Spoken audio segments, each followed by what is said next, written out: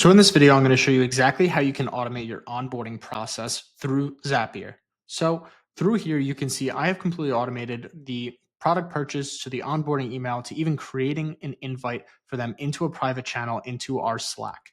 So the simple way to do it and why you want to use Zapier is because it's just going to save you so much time when it comes to onboarding clients. Something that I really find to be especially valuable, especially when you are in the beginning of running an agency, especially a lead gen agency.